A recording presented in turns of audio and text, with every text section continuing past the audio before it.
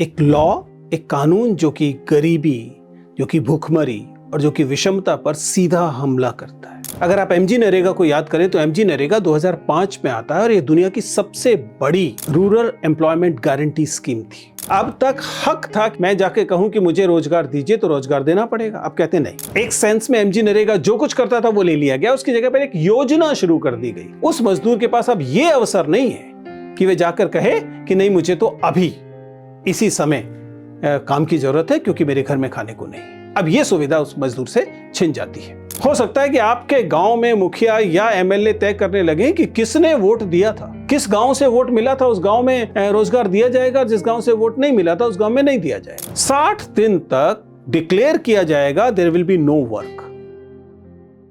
एक ऐसा कानून जो हर इच्छुक कामगार को, गांव के हर इच्छुक कामगार को काम देने का वादा करता है, not as a charity but as a legal obligation from the state to its people. एक लॉ, एक कानून जो कि गरीबी, जो कि भूखमरी और जो कि विषमता पर सीधा हमला करता है। आज वह कानून जिसे हम महात्मा गांधी राष्ट्रीय ग्रामीण रोजगार गारंटी अधिनियम के नाम से जानते थे, उसे समाप्त कर दिया गया है। एक नई स्कीम लाई गई है जिसे विकसित भारत गारंटी फॉर रोजगार और आजीविका मिशन वीवीजी रामजी, खास तौर से इस एक्रोनिम को विशेष सांस्कृतिक संदर्भों के साथ सामने रख दिया गया है। हमें आपको इससे क्यों फर्क पड़ना चाहिए?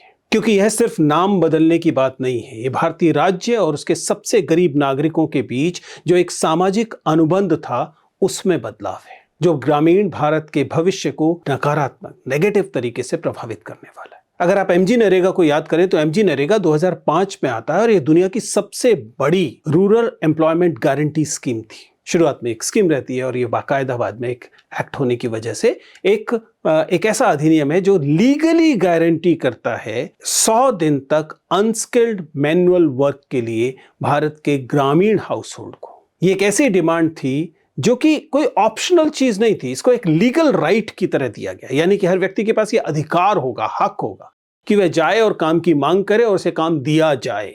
लगभग 2 दशक तक एमजी नरेगा गरीबों के लिए राज्य के सामने अपनी मांग रखने का एक जरिया रहा, एक तरीका रहा, जिसके आधार पर उसके नीचे कोई ग्रामीण मजदूर गिरना नहीं चाहिए। यानी कि एक बेसिक आधार था कि इससे कम किसी ग्रामीण मजदूर को नहीं मिलना चाहिए। It wasn't a charity, it was an entitlement which is the most important thing. लेकिन 2025 के अंत में संसद ने ये जो वीवीजी रामजी एक्ट पारित किया है, इसके बाद एमजी नरेगा को समाप्त कर दिया गया। कहने को कागजी तौर पर गारंटी वाले दिनों को 125 दिन तक बढ़ा दिया गया, लेकिन इसके मूल ढांचे और लागू होने की क्षमता में मूलभूत बदलाव किया गया है। नमस्कार, आपका स्वागत है प्लीज सिट डाउन में। मैं विजेंद्र चौहान। आज के वीडियो में हम ये पूछने वाले हैं, आज हम पूछेंगे कि एक लीगल राइट जो है वो परमिशन बेस्ड बेनिफिट कैसे बन गया, डिग्निटी कंडीशनल कैसे हो गई, मनुष्य का, इन मजदूरों का सम्मान जो है वह कैसे इस बात पर तय होने लगा कि अप्रूव होगा तो मिलेगा, नहीं तो नहीं मिलेगा। Are we witnessing the end of a right based welfare framework that once protected the rural poor? जो गरीब लोग थे उनको जो अधिक हक के तौर पर जो उन्हें एंटाइटलमेंट दी गई थी, उन्हें आप कल्याण के तौर पर देने लगेंगे क्या, चैरिटी के तौर पर देने लगेंगे क्या? ऐसा हो रहा है। चलिए सबसे पहले समझते हैं एमजी नरेगा क्या था। एमजी नरेगा जो है वह नाम बदलने से पहले जो एमजी नरेगा था वह सामाजिक जो नीति है, जो सोशल वेलफेयर है, जो सोशल एंटाइटलमेंट्स हैं, उनकी दुनिया में एक अनूठी चीज थी। क्योंकि पहली बार ये डिमांड ड्रिवन था, सप्लाई के आधार पर तय नहीं हो रहा था कि काम निकला है इसलिए काम दिया जाएगा। नहीं, जिस व्यक्ति को काम की जरूरत थी, जिस परिवार को काम की जरूरत थी, वह परिवार जाता था और काम मांगता था और उसे काम की गारंटी थी कि काम दिया जाएगा। अर्थात ये हक था और ये राज्य का दायित्व था, उसकी कानूनी जिम्मेदारी थी, जिसके ना देने जाने पर बाकायदा लीगल लायबिलिटीज थी।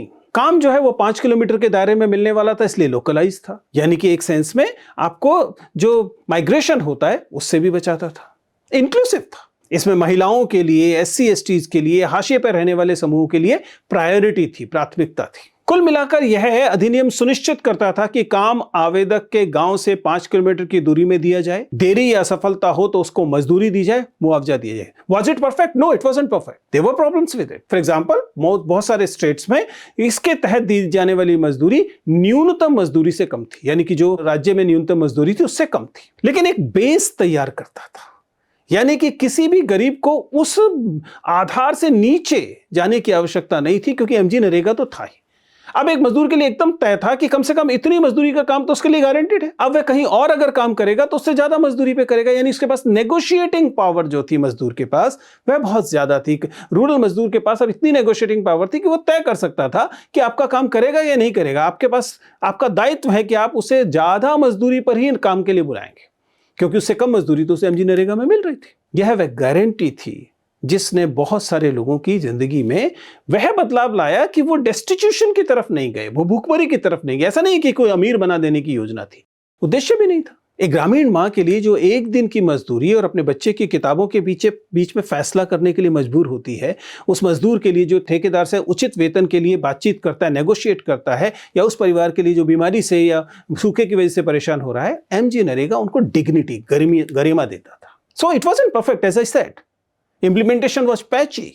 100 दिन की गारंटी थी, औसत बताता है कि 85 दिन का देश भर में काम उसके तहत मिलता था। So there were problems with it.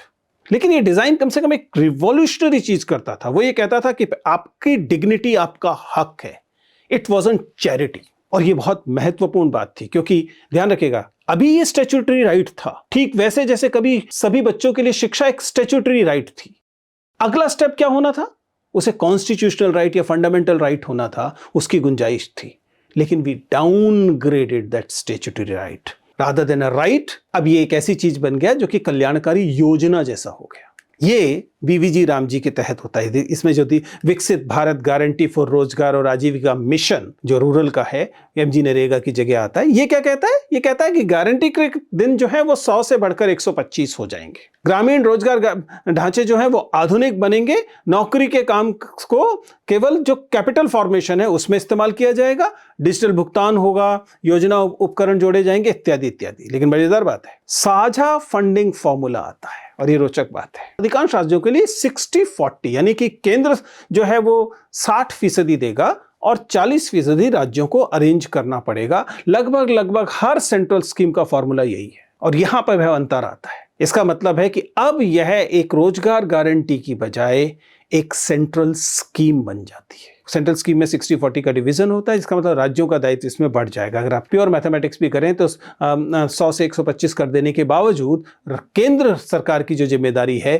Financially इसमें कम हो जा रही है। Also there are some important changes. From a right on demand to allocation on permission बन जाता है। अब तक हक था कि मैं जाके कहूं कि मुझे रोजगार दीजिए तो रोजगार देना पड़ेगा। अब कहते नहीं, अब जो है आपको जो अनुमतियों के आधार पर तय होगा कि आपको इतना आवंटन मिला है, इस आवंटन के तहत आप इतने दिन काम कर सकते हैं, आइए काम कर लीजिए। आवंटन नहीं मिला तो काम नहीं मिलेगा। एंटाइटलमेंट गारंटीड बाय लॉ, उसकी जगह पर यह budget capped central allocation work बन गया। एक सेंस में एमजी नरेगा जो कुछ करता था वो ले लिया गया, उसकी जगह पर एक योजना शुरू कर दी गई। योजना के लिए बजट आएगा, बजट आने के बाद कहा जाएगा कि अब बजट आ गया, चलिए कुछ काम कर लीजिए।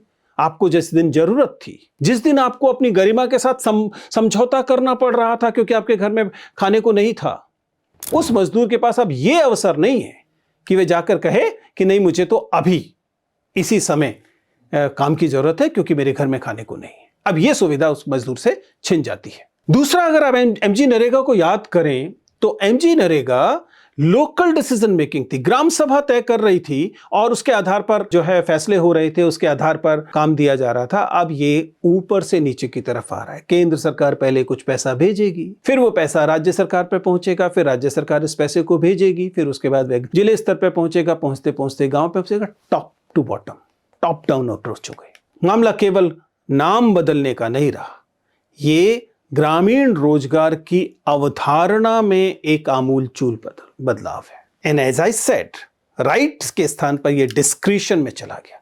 पहले मेरा हक था, अब फैसले लेने वाले का डिस्क्रिशन है कि वह आपको दे या न दे। पहले डिमांड ड्रिवन था, जिस व्यक्ति को रोजगार चाहिए वह रोजगार की मांग करता था, तब करता था जब उसे रोजगार चाहिए था। अब यह परमिशन ड्रिवन है। अब जब पहुंचेंगे तो आप कहेंगे कि वो कहेगा कि आप जाके कहेंगे मुझे रोजगार चाहिए, कहे ठीक है, जब पीछे से पैसा आएगा तब आपको रोजगार दे देंगे।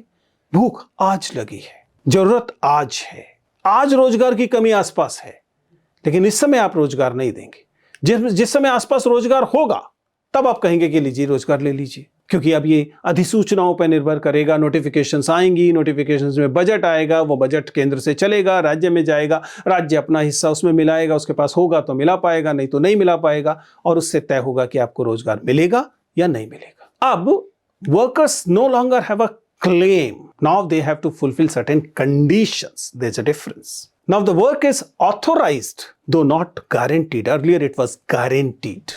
And then there is unequal citizenship. Geographic selectivity है. कहीं है, कहीं पर नहीं उपलब्ध है. Uneven coverage है. एडमिनिस्ट्रेटिव डिस्क्रिशन आता है, पॉलिटिकल फेवरेटिज्म की गुंजाइश बढ़ती है। हो सकता है कि आपके गांव में मुखिया या एमएलए तय करने लगे कि किसने वोट दिया था, किस गांव से वोट मिला था उस गांव में रोजगार दिया जाएगा, जिस गांव से वोट नहीं मिला था उस गांव में नहीं दिया जाएगा। And this seasonal shutdown thing, कई लोग इसकी बाकायदा तारीफ कर रहे हैं और इसकी बधाई दे रहे हैं। जरा सोच कर देखिए कि क्या हो रहा है। 60 दिन तक डिक्लेयर किया जाएगा there will be no work. कौन से 60 दिन?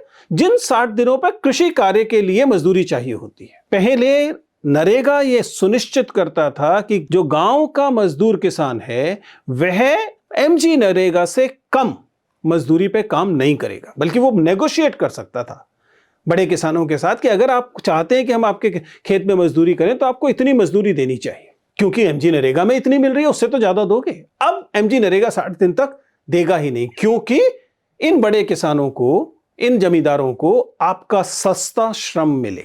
आप मजबूर हो, मजबूर हो जाए कि वह सस्ती मजदूरी पर काम करे। तो ऐसा नहीं है कि वो बाकायदा कहते हैं कि लेबर अवेलेबिलिटी बढ़ाने के लिए, इन अदर वर्ड्स लेबर के पास से, मजदूर के पास से अपने श्रम की नेगोशिएशन की पावर छीन लेने के लिए ये 60 दिन का जो प्रतिबंध लगाया है एमजी नई वाली जो गारंटी योजना है उसमें, उसका स्रोत ये है। इन सब के क्या प्रभाव आपको ग्रामीण क्षेत्र के लिए देखते हैं? देखिए, आप किसी व्यक्ति से बात कीजिए जो रूरल बैकग्राउंड से है, वो बताएगा कि एमजी नरेगा आने के बाद मजदूरों के पास आवाज आई थी, वो नेगोशिएट करने लगे थे।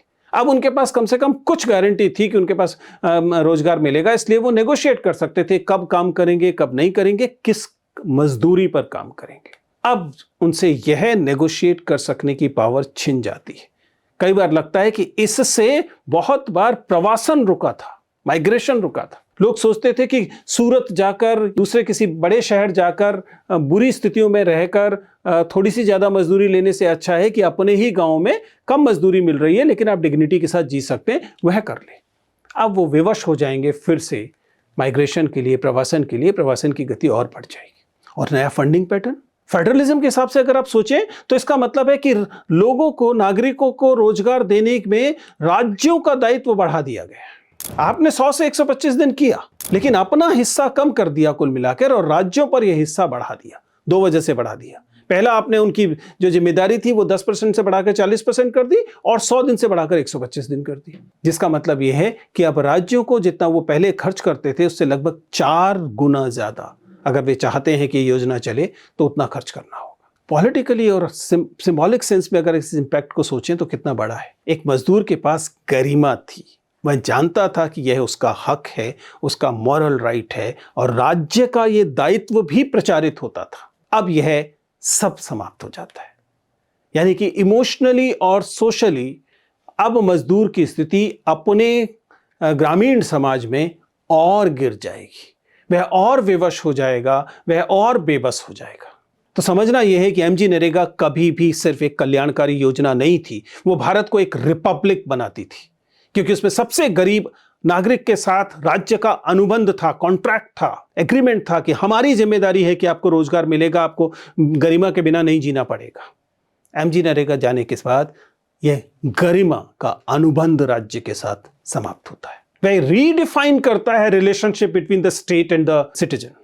गरीब जो नागरिक है उसके साथ आप पहले मांग पर आपको अधिकार दिया जा रहा था, अब बाबू लोग तय करेंगे, डिस्क्रिशन पे तय होगा, मंजूरियों पे तय होगा, बजट पर तय होगा। अगर ग्रामीण मजदूर के पास सबसे ज्यादा जरूरत के समय काम मांगने का अधिकार ही ना रहे, जिस समय वह सूखे से गुजर रहा है, बीमारी से गुजर रहा है, क्योंकि उसका जिला अभी अधिसूचित नहीं है, तो फिर फायदा क्या हुआ? फिर गरिमा में जीवन का जो उद्देश्य है वो पूरा कैसे हुआ? It's not just a philosophical question. Please understand, dignity is not a philosophical question. It's a real world question. असली सवाल सिर्फ ये नहीं है कि कानून का नया नाम क्या है, हालांकि वह भी महत्वपूर्ण है। आपको क्यों महात्मा गांधी की स्थान पर राम, हे राम, वही महात्मा गांधी के अंतिम शब्द याद आते हैं? आपको क्यों ये सांस्कृतिक बदलाव करना पड़ता है कि एक योजना का नाम आप महात्मा गांधी के स्थान पर कम से कम सांस्कृतिक तौर पर सांकेतिक शब्दों में देने लगे? कुल मिलाकर यह वीडियो और मैं आपको इस सवाल के साथ छोड़ रहे हैं कि आप इस बदलाव को, जो एक सोशल कॉन्ट्रैक्ट में बदलाव है, नागरिक के रुतबे और हैसियत में बदलाव है, एक गरीब नागरिक के अधिकार की कटौती है, उस तरीके से देखें और सोच के बताइए आपके अनुसार इसका क्या प्रभाव पड़ने वाला है। कमेंट सेक्शन में आप प्लीज अपनी राय जरूर दीजिएगा, मुझे खुशी होगी।